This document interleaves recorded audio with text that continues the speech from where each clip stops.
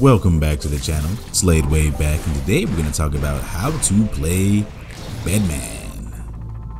Now, before we get into the good stuff, I do want to say that around the beginning I wasn't the most fond of Bedman, but the more I practice with him in the dojo, the more the character grows on me, and I believe he's a really strong character.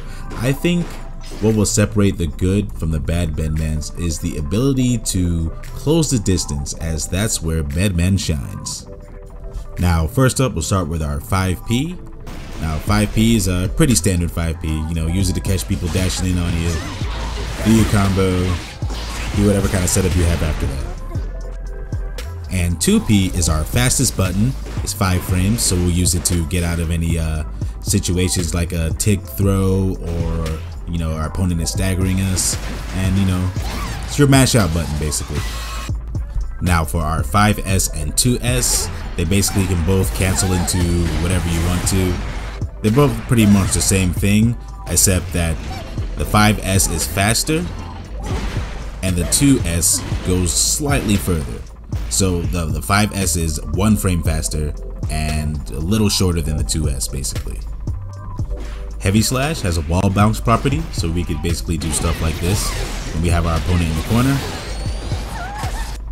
Our 2H is a multi-hitting move, hits a bunch of times, but it is unsafe on block, but it can be cancelled so that it's not unsafe. So it's gonna be a pretty big part of our offense, but I'll get more into that a little later. Now 5K, not too many uses for 5K because you know the range is very short, but the best use I found for it is that you can jump cancel it and go for whatever kind of setup that you wanna go off of a jump cancel. Now for 2K, slightly further range than our 5K, can be cancelled into the 2D, you know, can be used for tick throws, which is something I like to do. I like the 2K to go into tick throw. Why do I like to do that? Because when we have our opponent countering and we go for the 2D afterwards, that is a natural counter hit right there. So that's a natural frame trap. And last button for 2D, it's basically the same range as the 2S, but I like to throw it out more than the 2S because it's easier to combo off of, so it's a better hit confirm. And we just use that move right there as opposed to doing it from here, because that's not going to connect, or this isn't going to connect if it's too far. So if you do a sweep, then you can just cancel into a special move, and then you can get your mount function. Alright, now we're on to the special moves. We'll start with the 4BA, I believe it's called, our projectile here. Now it homes in on where our opponent is, so we can get some pretty good zoning with this. Now the cool part is this follow-up right here. So one thing I like to do is, let's say we shoot that out and our opponent's trying to get in on me. You know, they know that it's coming, so we keep them out with our buttons, or watch out for jumps and whatnot.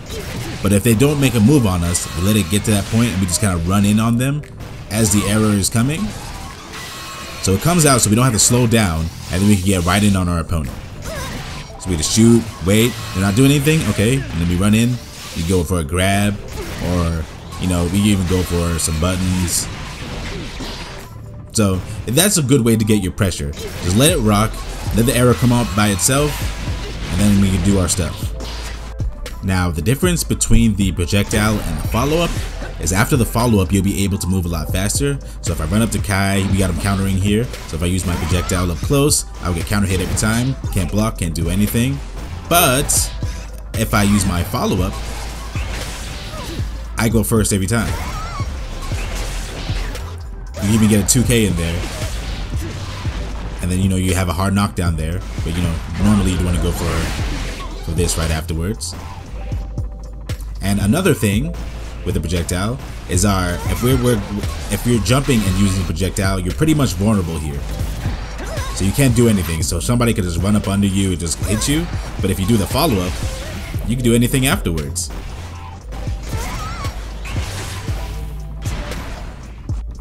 Another cool zoning trick that you could also use is after you have your error coming, you can just shoot another one after back to back. So after the error, you shoot a projectile right afterwards. You know, not like that, but see that's a problem that I kind of have. I kind of like to mash the button out, mash the move out. So you gotta be patient with it. Don't be like me, be patient and shoot it out like so. So it's kind of like a back-to-back projectile, which can be pretty hard to deal with. Or you don't have to do it like that. You just do the air, then dash out, and then do the projectile. So to change up the spacing. Now my favorite use for the projectile is to do the air, then go in for the jumping heavy slash. Because you get the jumping heavy slash, then you're in, like just like that. So air, go in. So now I'm gonna go back to the 2H, this right here. Now something I want you guys to all be aware of is that you can cancel into all your special moves from the 2H, but if you do the move and let it rock out, you'll get DP'd. Try to do projectile afterwards, you'll get DP'd. Try to do any of your other moves, cancel into anything or do nothing, the DP is hitting every time. So I just want you guys to be very aware of that. Although it won't happen often, as from what I've seen at least, but I think maybe as people get more accustomed to Bedman, they'll probably be mashing out the DPs, so just be aware of that. Now for the 4-3-B is going to be basically our combo finisher, our combo ender. So we get any kind of combo, that's how we'll end it. One option I like to do after the air is go for 2Ks and then a 5D. As the timing matches up, and then that'll combo together. And remember to always use 4B3 after you get a grab, as it'll set up your air and you just kind of do your thing afterwards. Now 2 ways I like to use the air after the 4-3-B is I can use it as soon as they stand up and then go right back into my pressure once again, or I can attack first, have it come out naturally. Now another cool thing you can do is you can just kind of charge a move like this and it'll still come out afterwards. So the cool thing about the follow-ups from the air is that while you're charging this move right here, it'll still come out. The follow-up will still come out. So as long as you don't finish the move. Now we have our 4B9, which has a lot of block stun. And we could also hold it down, which will do more chip damage and leave longer block stun. And then we have our follow-up, which is like the cannonball type thing. Well, I guess you shoot off your head really. And that also does block stun. So this is also going to be a big part of our offense. So instead of getting more into the move, I'm just going to get right into our offensive plan. So normally you want to get your 2H onto somebody, right? Either through your 2S or your 5S. Now once you're in there, if your opponent is blocking, you can go for this right here for the block stun. Now your opponent can stop this if he is doing a 2P. And you're like, oh no. So what you do there is do this one right here, 4B3, I believe it's called. The moves sound weird. So they're trying to counterattack, you can hit that. But that's unsafe on block. So if you want a safe option, just shoot the projectile. Now what I like to do is if I see my opponent is blocking early, we'll take that off. If I see that my opponent is blocking earlier in the move, I'll just do 4B9 as soon as possible. And if they're getting hit, then obviously I'll do the follow-up here so I can finish the combo. Now let's say we hit our 4B9 and we're up close, we can do a 2K right afterwards. So we can do there, 2K in the cannonball. So that's more block stun, and then right back on him to make him guess. Or we could even like cannonball and go for a grab. Or even more, just get in there. We can just do a jump in and keep the pressure even higher. Now let's say our opponent isn't close enough for us to do our 2K. Let's say it doesn't reach, right? Which a lot of times it won't, especially when you're mid-screen, because mostly you'll be doing something like this, and the 2K is not going to reach. So what should you do there? Just jump back and shoot out the cannonball. Jump back, shoot out the cannonball. Then again, you gotta be kind of particular with it. Jump in, go for your heavy slash, and now you're back in. Now you have the pressure. So your opponent can't move backwards to avoid this. So he can move backwards to avoid the cannonball, but that just kind of resets things back. So it's not necessarily a bad thing. Now if he wants to stand there or he wants to like move in on you, then he will get have to block that or get hit by that, and then you could go back in and do your Bedman stuff. Now let me show you something cool that you could do in the corner if you hit your 4B9, this move right here. If you actually get that to hit, let's say we do it in the combo, run up close slash and jump cancel into the cannonball like so. After that, we'll do a heavy slash, and then we got our pressure all over again. Now let's say that cannonball were to hit. Take off the guard. We'll just start off with a move here. Cannonball hits. And now we gotta with putting them through the wall. So we're doing the exact same thing. Cannonball into jump heavy attack. And depending on if it hits, then you gotta combo them to the wall. If not, then you can start your block string all over again. Here's another cool thing you can do in the corner. So let's say we hit our 4-3, what's it called? I need to know. Our 4B3, this move right here. So we hit our 4B3, you close slash, jump in and jump out with a 2K. But there's a lot of times you can get grabbed there if the timing is off. So a lot of times you could, another thing you could do is instead of jumping forward, you could jump out and just jump straight down. And then you can 2K and then the error will hit afterwards. And then you can keep your block string going. So I'll show you again, up, down. And then the arrow will hit, and then you can just go in for another setup there. Now also, give me a second to think. Okay, hit that. We can jump out and jump back in and just go for a grab. And another option here is we can use punches instead, and that'll be a true block string right there. So if you hit the P, that'll be a natural combo there. So our opponent is usually going to be looking out for us to do all our crazy stuff. So a lot of times they don't see it coming if you jump out and jump back in.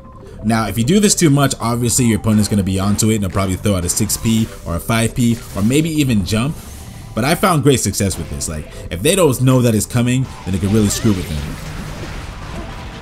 Especially just jumping out and jumping back in for the grab. Now let's talk about some setups with our jump heavy. This right here. Now I absolutely love this button. This is my favorite Bedman button, especially as somebody like me who likes to jump a lot. So if I can get this and they're not 6P'ing, what you can do is you can dash and then do it again so you can actually get it in deep so you can land and do a close slash afterwards. It's like so, without getting countered. And if you're far away when you land it, the safe option is just go for a 2K into a 2D. Now you can get interrupted. They can, if you're doing a dash afterwards, they can like 6P you or just probably do a 5P and still hit you. So you don't always want to go for the reset here. And if you do, you want to do it early. So if you can get just like 1 tap or 2 taps, just go right in for it before they can actually like react to it. And if they're just reacting to it all the time, you can just do your projectile afterwards. Now another cool thing you can do, like if you have your air state with a projectile, you just do a jump heavy, do that, and then go right back in right afterwards. So you can just switch it up on them. Just always keep your opponent guessing. And also, if you land your jump heavy, you can always just cancel it into a 2D, into a D. So you can just do that. You can possibly get a counter hit doing that. It can be interrupted if your opponent does immediately punch out of it.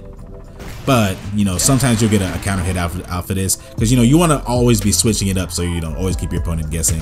Now you can also land on the other side of your opponent, like so. If you just cancel it and dash diagonally forward, and then just crush your opponent from the opposite side.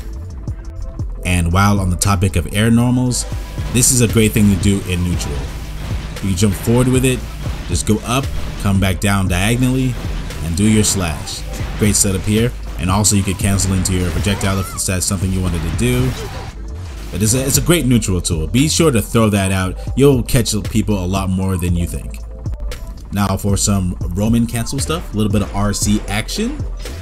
Let's go back here. I'll show you a combo that ends with the setup.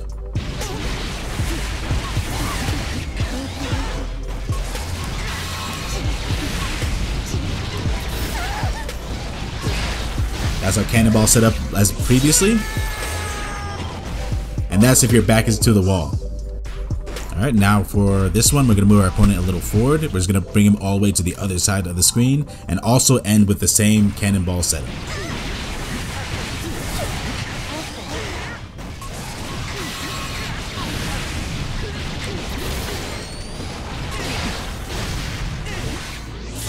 Just like before. And if we're mid-screen and we want to put our opponent through the wall, we're going to do a close slash, an overhead, into the 4B9. And if you're mid-screen and that combo won't kill, then I suggest that you go for the setup. So instead, just do an overhead into the 4B9. Then set up right afterwards. And lastly, let's go over some quick Roman cancels. Now earlier I said that when you're doing the 2S, you can cancel to the projectile for the safer option, and for the more dangerous option you could just do the old spin there, and then you can cancel the mount function there. Which, like, I want to say this again, if we're gonna do this, we don't want to do it at the end because your opponent will most likely interrupt it. So you want to do it like really early during that. I just want to make that clear. So here's some cool things we could do. So let's say we are doing the dangerous option, but we have meter. We have meter. So we think the opponent's gonna hit a button there. So we're going out for the spin, 4B3, I believe it's called. And we're going for this right here. What we can do if we see it getting blocked and we have meter is we can go for a overhead. So cancel quick, overhead. Now, some people might see that, some people might not. Maybe you can switch it up and go backwards instead. And hit that overhead.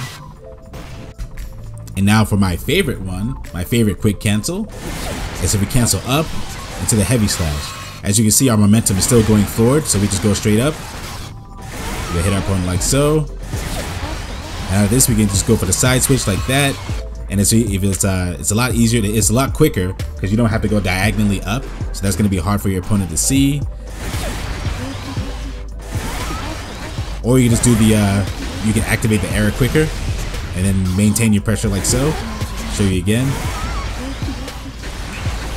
Just like that, well, the quick way. And then you go for a grab or restart your pressure afterwards.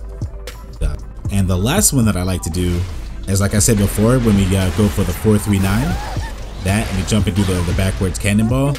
Like we could possibly lose our pressure because we're not certain that they're gonna go stand still or come at us. They could back up. So one thing to make sure that you maintain your pressure is you can just cancel and just do another cannonball, and then you can run up on them and do whatever you want. You can even do it backwards and just keep it going. Show you again. Cannonball, another guard break, and not guard break, but guard stun, and yeah, keep your pressure going. And the last thing I want to talk about is just the overdrives. We'll go over this real quick. We have this one right here. That's invincible on wake up, so you know, if you're getting pressured really hard, you can throw that out. But it's slower than the others. I don't think it's as slow as Faust, but if it's pretty slow, so I wouldn't heavily rely on it. And our install, how I like to use it really is I like to, if I'm using projectiles, I just kind of like to throw it out like that. And then like if they're blocking, get a lot of blocks done. Well, hold on. That didn't go through. Get a lot of blocks done. So, you know, you kind of run up and it'll give you some room to run up and do some stuff. And another goofy setup that you can do is I guess it's kind of like a bait or something like that. You could, after you do this spinny move here, you can just do your install right afterwards and then activate immediately. So right there I have Kai waking up, right? Okay, let me throw him. Because he's doing the wake up 2P. So if you pay attention, you'll see that I get counter hit here, but it still goes through. So we both counter each other, but you know, mine is significantly less. So after you hit this, just do the install and throw it out. I think you could even do it off the grab.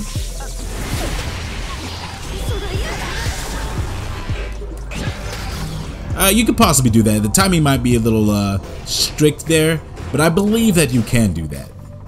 And that is my guide to Bedman. Now, if I find out some new stuff, you know, I will make a new guide, because like obviously there's like a lot more to the character that you can figure out. Like this thing right here, this delay, maybe there's a good way of using it. Like I didn't put it in the video, but I can't really think of a good way to use it. But as time goes on, people are gonna figure out things, and you know, we'll find out some new stuff. And I will make a follow-up guide to this if I do find out more. And you know, if your opponent is blocking a lot, just kind of do this. Do the kick, dash out, dash back in. I know I said I know this is the outro to the guide, but you know, you can just do this and then /2, or you just jump in and just go for a grab there. I know it's kind of cheeky and people might see that, but if they're really defensive, man, you're gonna catch it, man. But yeah. That's my guide to Bedman. Like I said before, I'll follow up if I find out some more. And if you guys got anything that I failed to hit on, you can go ahead and put that in the comments. It'd be much appreciated, as we all are here to learn. Now, leave a like if this video has helped you in any way, and subscribe for daily fighting game content.